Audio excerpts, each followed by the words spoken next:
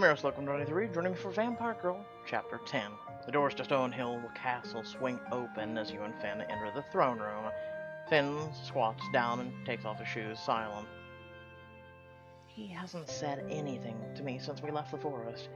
I can't believe he killed that man in front of everyone like that. Is that the kind of prince he is? Is that how he runs his realm? I told him he was in the wrong. So they've given us time to think about it. I shouldn't have said it. Hey, listen. I'm sorry I said you were a bad leader. It wasn't my place. I guess I was just freaked out about what I just saw. Are you okay, Finn? You seem pissed off at me. He doesn't even look at you. He's ignoring me. The Demon Prince of War is pouting like a teenager. Not really pouting like a teenager. Some people just let you think about what you said to him, I guess. Among other reasons, but we're not going to sit here and analyze. If he wants to speak to me, he would. Maybe I should just give us some space. It's probably not a good sign for our relationship that we got into a fight my second day with him. Dinner will be later tonight, if you wish to join me. That sounds a bit like a peace offering. Don't bother responding, it's just bait. Try to talk more about what happened. Now that you're finally saying something, should we talk about what just happened? There's nothing to discuss. Everything we wish to say to each other has already been said. Still, I think we should talk about... I am not the one to dwell on the past, Ari. And I don't wish to do so now. I wish to see you at dinner. He turns and leaves. I wish I could just go home. You walk up the wooden steps towards your bedroom, eager for some alone time.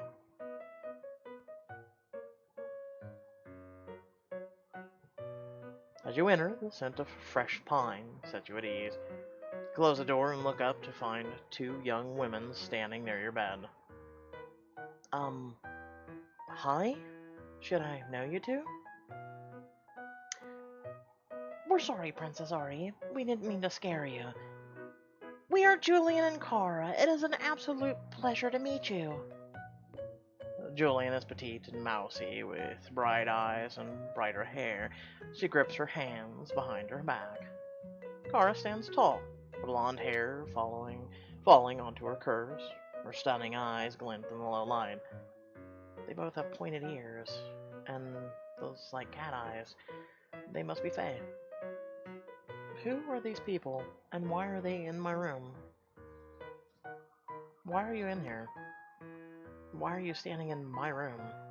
Can I help you with something? Kara and I are your servants during your stay in Stonehill. Servants? I have servants? Yes, of course. As the future princess of our world, you will need servants providing for you.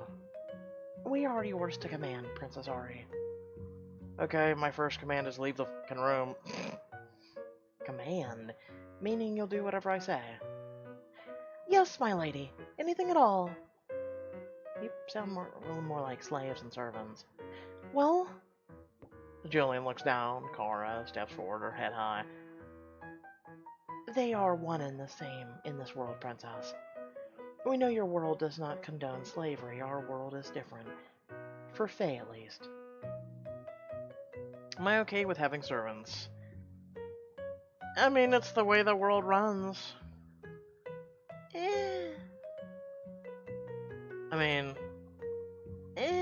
I don't know. If I was thrown into a different world, would I be okay with slaves?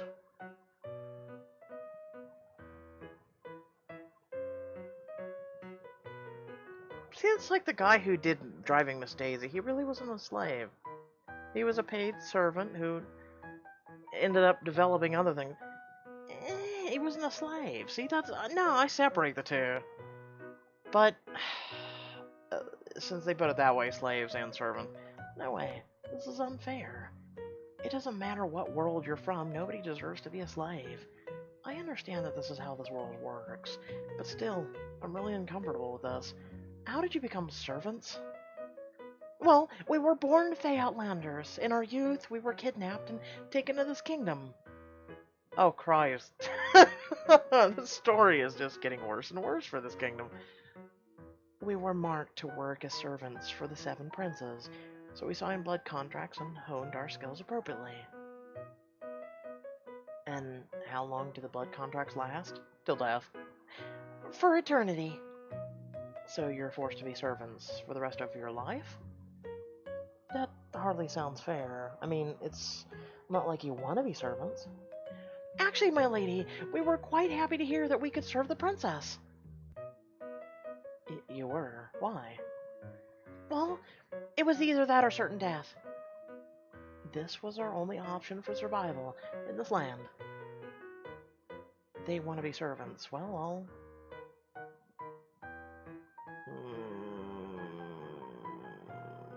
I'll order them to be set free. Well, I order you to be set free, then. Get going. Julian and Kara look at each other, confused. I'm sorry, Princess Ari. That's not possible. You're supposed to do whatever I say, right? Well, I'm telling you to take your freedom. I'm afraid it's not up to you. We've signed contracts to be servants for the duration of our lives within the kingdom. We can't follow a request which goes against the binding oath, my lady. So then, as long as you're here, you're still under contract, right? That's correct, Princess. You touch your chin, thinking. So they need to leave the kingdom, then. That's the loophole. Very well. Thank you for answering my questions. Hear a knock at the very heavy door. Julianne and Kara nearly fall over themselves in the race to open it. They're going to open my doors for me. Seems like too much. I can do simple things for myself. Stop. You don't need to do that. But we are supposed to, Princess. That is part of our duties. Not anymore. You can't go against my orders, can you? No, my lady. As long as your orders are within the terms of the contract. Well, here's our order number 1. No opening doors for me. I'd prefer to do things for myself whenever possible. As you wish, Princess. She's like a Falcon. Or a Romulan. With that hair and the ears? Tell me you watched Star Trek The Next Generation. Come on, tell me. You swing the door open with a loud creak, and standing in front of you is Marco, Finn's most trusted commander. Good evening, Princess Ari. Hello, Marco. How are you? I'm well, and yourself? I'll tell him, great, I've never been better. I'm doing well, Marco. Castle life is bringing with it a lot of new excitement. I'm here on Finn's orders, Princess. Given the events of today and Rodrigo's death, he felt it best for you to have a personal bodyguard. Oh, Christ, now we got 2 servants and a bodyguard, too. Well, we're gonna have a whole entourage following us around this hellhole, aren't we? I volunteered myself for this task, as I know Finn would trust few with this task apart from myself. He's going to be my personal bodyguard. Do I really want someone following me around? I wonder why Finn can't do it himself. Why can't Finn be that personal guard? He's done a fine job so far. I'm afraid his responsibilities would not allow him to be by your side as often as he'd prefer. That's disappointing. These orders are from Finn himself, so I intend to follow them to the letter. Anytime you leave Stonehill Castle, I will be at your side. Ah! Okay, so as long as we're in here, you can leave me the fuck alone, alright? I will try to keep my distance and respect your autonomy, though I'm no mother hen. But I will do my best to ensure the events of earlier today never repeat themselves. Thank you. I appreciate that. Finn's really worried about me. I'll ask what it is I should be scared of. Rest easy knowing he's looking out for me. We'll go with that. It's good to know I can relax a bit. The Fey Outlanders are dangerous, and there are some vampires who clearly don't like me. But it sounds like my safety is high priority, and I think I'm in good hands. I will try my best to stay out of your way. I'll be near when I am needed, and far when I am not. As such, I will leave you to your quarters. It was a pleasure meeting you today. Have a good evening, Princess. He's polite. Wish him a warm goodbye. It was nice meeting you too. I'm glad Finn has a friend. Sort of. Take care of yourself, Marco. Marco nods his head in acknowledgement and takes his leave. His metal armor clinks to his footsteps. Close the door and turn around. Julian and Kara are staring at you completely aghast and in shock. Why are they looking at me like that? Is everything okay? Why are you looking like you just saw a ghost? They look at each other with wide eyes, something clearly on their minds. They look back at you, and Julian, after a short breath, manages a response. So it's true. Finn killed Rodrigo? Yeah, he ripped his head off right in front of me. It was... what's the word? Horrifying? I had never seen that much blood before. This cannot be. Surely it can't. I cannot believe this! The prince will surely find himself in trouble for such an act. What? Why? Was Rodrigo someone special? He's the son of the highest-ranking demons in all the realms, a true noble. Rodrigo's father was the head of the advisor to King Lucian, before the king's demise. He was responsible for enacting all the king's rulings. He will not take this well. So Rodrigo's was a big shot. Well, it was a bad move then. Sounds like Rodrigo carried some weight in the kingdom. His deaths will certainly not go unnoticed. But wait, why was he working the lumber mill? If he was such a big deal, why was he doing manual labor out in the forest? He had gambling debts and needed to pay them off with work. Julian, you can tell the princess the full truth, I'm sure. Don't hold back. What do you mean? There was a rumor, my lady. It was talk of Stonehill for months. We shouldn't speak of rumors, Kara. We don't know if they're true. Oh, let me guess. Yes, there it is, diamond choice.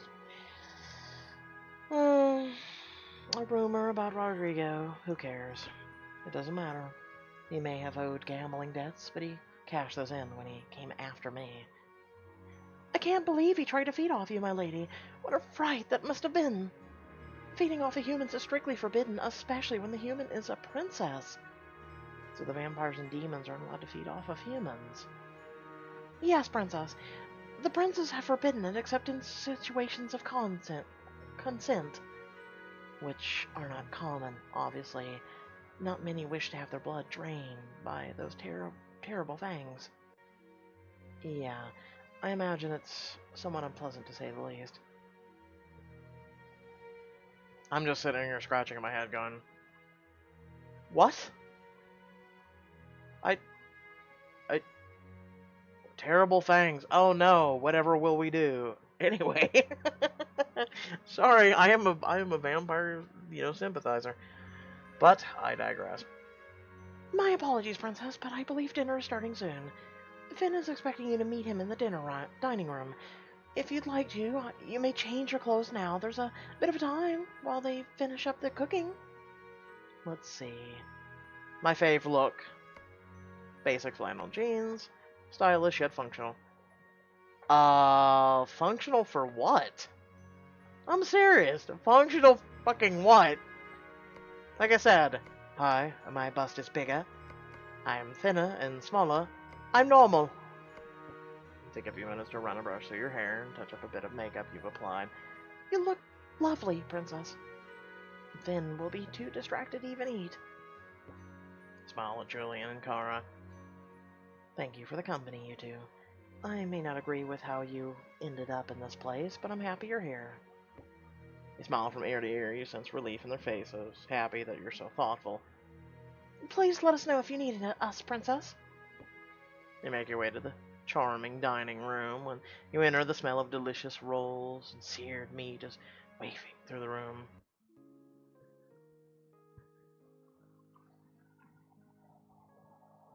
Finn sits at the table reading papers. You clear your throat softly to announce your arrival. He looks over at you and nods, his face unreadable and his eyes distant. He's wearing more casual clothes, and you're almost annoyed at how well they flatter him. Good evening, princess. Good evening, prince. What is up with that chandelier at the top? Like, that bothers me. It's like a symbol or something that I'm seeing with my own eyes, and it's just weird as shit.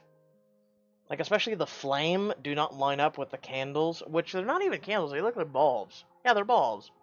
And they have this weird lighting about them, don't they? Like, it's kind of like a a cross in a atomical sphere. Like, it's just weird as shit to me. It kind of just... You slide the chair on the other side of the table and have a seat. A plate of bread, chicken, vegetables is set before you. It's a feast fit for royalty, which you are now, luckily. You adjust the priceless china plate, letting the steam escape into the air. There are words on your lips that you cannot hold back any longer. You finally turn to Finn to speak up. I want to tell you something. His eyes stick to you. He says nothing, but loosens his grip on the papers in his hand. After seeing what you did to that man, I was scared. And all I wanted to do was go home. I wanted to bury my head and forget what I saw. But I can't do that, and I'm here now, forever. And that experience made me realize something important.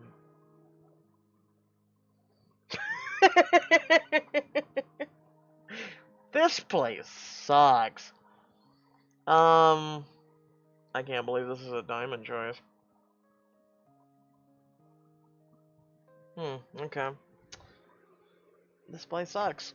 I miss my home. I miss the world I understood. The only thing I realized is that I don't understand this place at all. And that scares me. Finn sighs, looking down. The rare softness you sometimes see in him bubbles up to the surface once more. I understand, Ari. He does. How could he? What? How could you understand? You weren't the one stripped from your world and thrown into a new one. I told you I killed Rodrigo to protect you. But the more I think about it, I wasn't totally being honest. And well, I've been thinking about it more and more. It's funny, you get used to living in silence until someone brings a certain warmth into your home. You being upset with me, and, well, let's just say I found my normal silence to be more prison than comfort in your absence. The conclusion I came to is that I killed Rodrigo because I was angry. I was furious over his actions. Because you're important to me, precious, I would go so far as saying. But I also killed him because I was frightened. He terrified me in a way I hadn't felt before. I was frightened of what would have happened if I had lost you, Ari. I felt like he almost took you away from me. Right there, in that moment, I couldn't bear it. Deep down, the Prince of War is a little bit sweet. He really cares for me that much. Your heart was in the right place. Maybe. But, I know. I acted well thinking, but I murdered him for what he did, and I'll do it again to anyone who would seek to harm you. You are too important to lose, and that is the only way to keep you safe. I will deal with the ramifications of my choice as they come, and the truth be told, they likely will. I heard about Rodrigo's father. Should I ask Finn more about that? Ask him. Aren't you worried that his father will come after you? His father was an important person. He was close to my own father. But when he learns what Rodrigo did, they will understand why I needed to kill him. Threatening your life meant threatening the future of our kingdom. My brothers and I will agree to that. Rodrigo may have been a respectable noble, but no man can be treasonous to our realm. You're right in a way, Finn. Things are different here. I have to adapt to this culture if I'm going to make it here.